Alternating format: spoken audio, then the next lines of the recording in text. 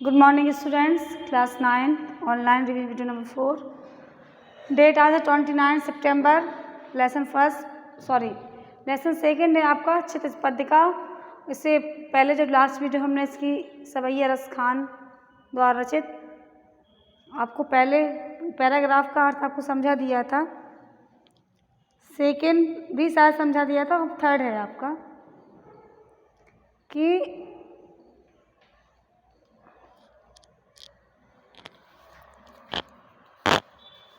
मोर पखा सिर ऊपर राखियों गुंज की माल गरे पहरूंगी, ओढ़ पितंबर ले लुकटी बन गोधन ग्वारन संग फिरूंगी, भाव तो वही रसिकान। ये तीसरा पैराग्राफ का सब ये थर्ड का समझा रहे हैं अभी हम आपको। सेकंड का भी थोड़ा सा रिवीजन करवा देंगे। मोर पखा सिर ऊपर राखी वाला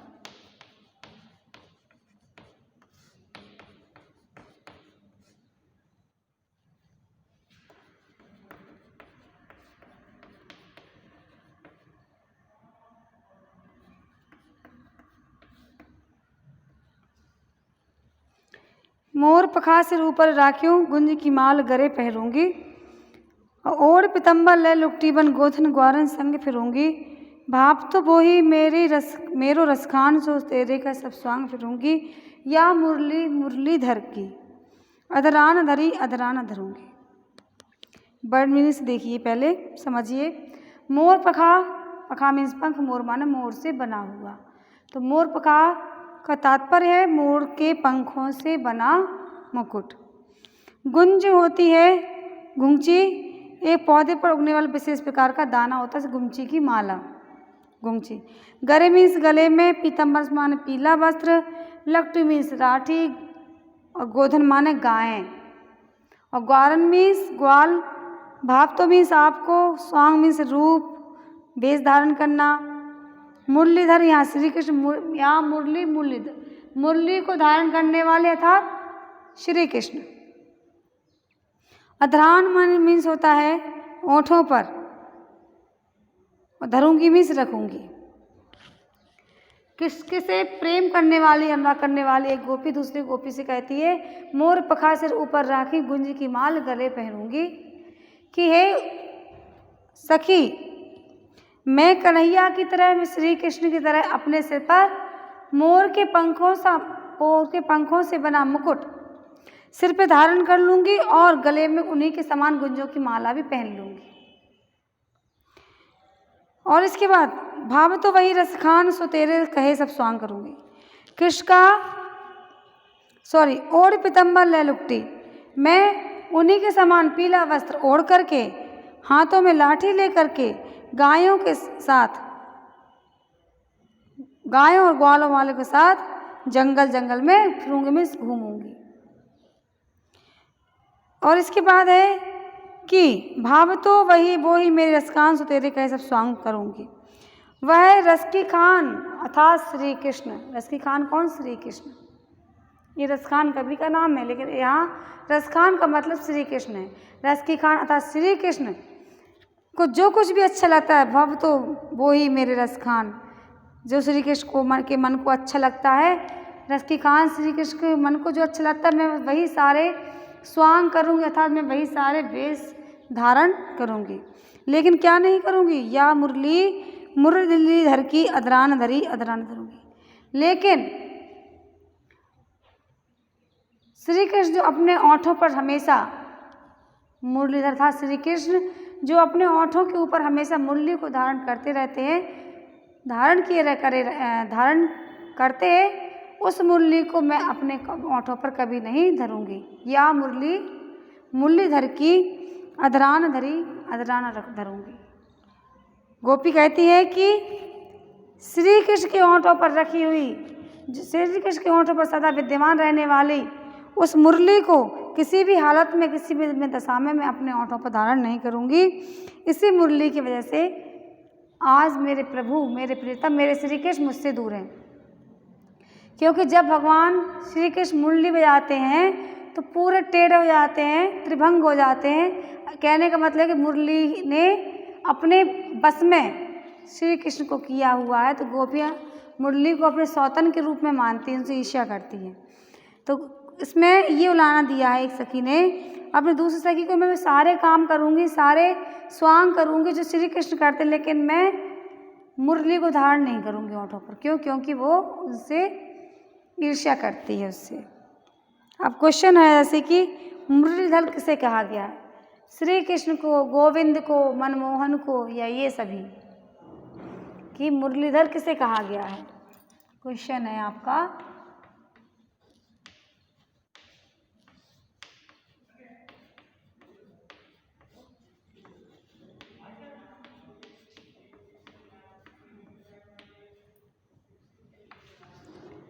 कहाँ में जैसे लिख दिया श्री कृष्ण, खा गोविंद, गा माधव, घा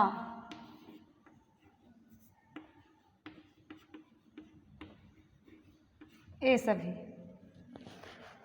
तो मुरलीधर किसे कहा गया है?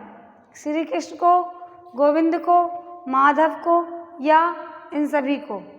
तो आपको पता होना चाहिए कि मुरलीधर मीन श्री कृष्ण होता है और श्री कृष्ण के दोनों पर्यायवाची है और भी है। तो आपका ऑप्शन क्या रहेगा? ए सभी। ये आपको इतनी जानकारी होनी चाहिए कि मुरलीधर में श्री कृष्ण नहीं होता ओनली। मुरलीधर गोविंद भी श्री कृष्ण को कहा जाता है, माधव भी श्री कृष्ण कहा जाता है, वासुदेव भी श्री कृष्ण को कहा जाता है और जनार्दन भी कहा जाता है। इसलिए मुरलीधर में जो ऑप्शंस हैं इसमें ये सभी हो जाएगा। मोर प्रकाश से क्या तात्पर्य है? मोर के पंख, हंस के पंख, किसी और पक्षी के पंख, इस तरह से लिखे होंगे, लेकिन आपको पता होना चाहिए कि मोर पखा का मीन्स होता है मोर के पंखों से बना मुकुट या मोर के पंख, मोर के पंखों से बना मुकुट। नायिका होठों पर मुरली को क्यों नहीं रखना चाहती है? ईर्ष्या करती हैं, प्रेम करती हैं, सौतन की तरह मानती हैं, या सभी? तो आपका अब ईर्ष्या करती है और सौतन की तरह मानती हैं, तो इसमें सबसे बेस्ट ऑप्शन आपका सौतन की तरह होगा कि यही गोपियाँ मुरली को सौतन की तरह मानती हैं। गोपियाँ मुरली को अपने ओंठों पर क्यों नहीं रखना चाहती है? गोपी अपने ओंठों पर मुरली को इसलिए नहीं रखना चाहती है क्योंकि वे मुरली को अपना सौतन समझती हैं। इसके बाद फोर्थ आपका आता है, गोपियाँ क्या क्या करने को तैयार हो गई हैं? गोपी क्या क्या करने को तैयार हो गई है? तो गोपी श्री कृष्ण जैसा पूरा स्वांग करने को तैयार हो गई है कि जिस प्रकार से श्री कृष्ण ने अपने रूप धारण किया है, मोर पर पंख पहने हैं, धारण किया है, गले में माला पहनी है, पीतांबर पहना है, हाथ में लकड़ी ली है, मुरली मतलब सारा स्वांग करने को तैयार है। गोपी कृष्ण का पूरा स्वांग करने को तैयार हो गई, यहाँ तक कि माथे पे मुकुट, गले में गुंजों की माला, हाथों में लकड़ी और तन पर पीले वस्त्र धारण करने को तैयार हो गई है। गोपी क्या करने से मना कर देती है? गोपी अपने ओंठों पर मुरली ना रखने के लिए मना कर देती कि मुरली नहीं रखेंगे। गोपी श्री कृष्ण के समान अपने ओंठों पर बंसी को धारण करने से, लगाने से मना कर देती है। और लास्ट में गोधन ग्वारन में कौन सा अलंकार है? गोधन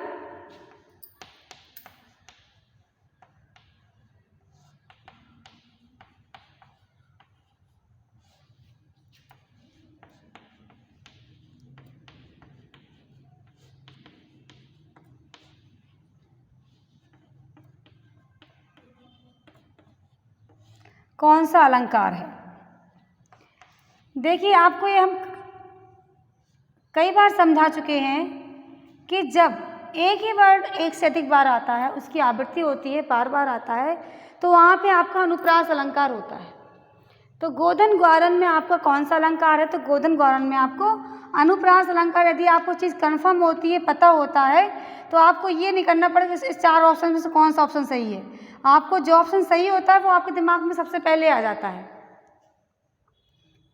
और आपको हर चीज़ बार बार आपको रिवाइज करवाई जा रही है, जिससे आप ये ना लगे कि हम स्कूल में अपनी पढ़ाई नहीं कर पा रहे हैं, तो कुछ समझ में नहीं आ रहा है। तो ये आपका गोधन ग्वारन में कौन सा अलंकार है? तो इसमें आपका अनुप्रास है। मुरलीधर किसे कहा गया है? श्री कृष्ण को कहा गया है। गोपियाँ अपने ओठों पर मुरली धारण करने से क्यों मना कर देती है? क्योंकि वो मुरली को अपना सौतन मानती हैं। इसके बाद आखिरी पैराग्राफ आपका आता है, कानन दे अंगुरी रहबो जब ही मुरली धुनि मंद बजई है, मोहन तानन सो रस कान अटा चढ़ी गोधन गए हैं तो गए हैं। तेरी कहो सिगरे ब्रज लोगन काल को कितने समझइए, मायरी बा मुख की मुस्कान संवारी न जहे। पृष्ठ पद्यांश में पहले वर्ड मीन्स से आप समझिए। कानन मीन्स होता है कानों में, अंगुरी मीन्स उंगली, रहबो मीन्स रखूंगी, धुन मीन्स धुन, बजाई मीन्स बजाना, बजाता है, और मोहन माने मोहित करने वाली, जो मन को मोहित कर ले वो है मोहित, मोहनी। तानन मीन्स तानों से, अटा मीन्स अट्टाल का, अटारी ऊंचे ऊंचे। गोधन होता है एक प्रकार का विशेष लोकगीत, जिसे शाम के समय, सायंकाल के समय जब ग्वालवाल अपनी गायों को वनों से लौटा कर लाते, तब उस समय जो गीत गाते हैं उसे गोधन कहा जाता है। गह मीन्स गाय, गाने वाली गाय, और टेरी मीन्स पुकार कर, और सिगरे ब्रज लोगन माने सारे ब्रज के लोग, को माने कितना भी, और समारी ना जय माने संभाली नहीं जाएगी। गोपियाँ कहती हैं कि कृष्ण की बंसी की धुन से मोहित होकर के गोपी कहती है कि हे सखी, जब श्री कृष्ण धीरे धीरे बंसी की मधुर स्वर में बंसी बजाते हैं, तो मैं अपने कानों पे उंगली रख लूँगी, उंगली लगा लूँगी, क्योंकि उनकी जब बंसी की धुन बजती है, स्वर निकलते हैं, तो उनका जादू, मोहक स्वरों का जादू बिना चले ही चल जाता, अर्थात उनके स्वरों में वो जादू है कि किसी को भी अपनी ओर मोहित कर लेता है, आकर्षित कर लेता है। और वह आनंद स्वरूप कृष्ण चाहे अट्टालिकाओं पर चढ़कर, ऊंचे ऊंचे अट्टालिकाओं पर चढ़कर भी अपनी मोहनी तान बजाए तो बजाता रहे। गोधन नामा जो विशेष प्रकार का लोकगीत हो, गाए तो गाता रहे, उससे कोई प्रभाव नहीं पड़ेगा। यदि किसी प्रकार उस श्री कृष्ण की मधुर ध्वनि हमारे कान तक पहुंच गई, तो मैं सारे ब्रज के लोगों से पुकार कहती हूँ कि फिर कोई कितना भी मुझे समझाए, लेकिन मैं अब समझने वाली नहीं हूँ, क्योंकि हेमा श्री कृष्ण की मुस्कान ही इतनी प्यारी है, इतनी आकर्षक है कि उसके जादू से बचा नहीं जा सकता है। आखिरी लाइन है, मायरी बा मुख की मुस्कान समारी न जय, कि हे माँ, उस मोहन की, उस श्री कृष्ण की मुख की मोहनी मुस्कान ही इतनी आकर्षक है, सम्मोहक है कि उसके जादू से बचा नहीं जा सकता है। फिर कितना भी मैं अपने आप को संभालूं, मैं संभल नहीं सकती हूँ, मुझे चाहकर भी नहीं संभाला जा सकता है। तो आपके इससे क्वेश्चंस आते हैं कि गोपिका मुरली की किस बात से आकर्षक है? गोपिका मुरली की किस बात से आकर्षक है? तो आंसर रहेगा कि गोपिका मुरली की मंद और मनमोहक तान अर्थात धुन ध्वनि से आकर्षित है। गोपिका मुरली की किस बात से आकर्षित है? गोपिका मुरली की तान और सम्मोहक मनमोहक तान से आकर्षित। तो सखी ने क्या संभाला नहीं जा रहा? सखी से क्या नहीं संभाला जा रहा? सखी से श्री कृष्ण की जो सम्मोहक मुस्कान है उसको नहीं संभाला जा रहा। उसका जो सुख है, उससे जो उनकी मुस्कान से जो आत्मिक सुख मिलता है, उसको नहीं संभाला जा सकता है। काव्यांश को है छंद की दृष्टि से क्या कहा जाएगा? जो छंद है, जो जो आपके रसखान के जो 4 पैराग्राफ हैं उनको सवैया कहा गया है। जो प्रस्तुत छंद हैं उनको क्या कहा गया है, या आपसे कहें कि प्रस्तुत पद को किस छंद के नाम से जाना जाता है, तो इसको सवैया छंद के नाम से जाना जाता है।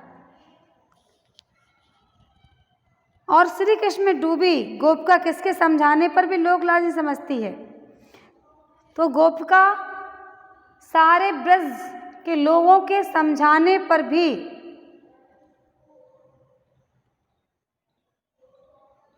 श्री कृष्ण के प्रेम में डूबी गोपिका सारे ब्रजवासियों के समझाने पर भी लोक लाज नहीं समझती। उन्होंने पहले ही कहा है, गोपिका ने पहले कहा कि मैं अपने कानों पर उंगली रख लूँगी, सब कर लूँगी, लेकिन यदि भूल से भी कानों में वही ध्वनि पड़ गई तो फिर मुझसे उस श्री कृष्ण की मधुर मुस्कान को संभाला नहीं जा पाएगा।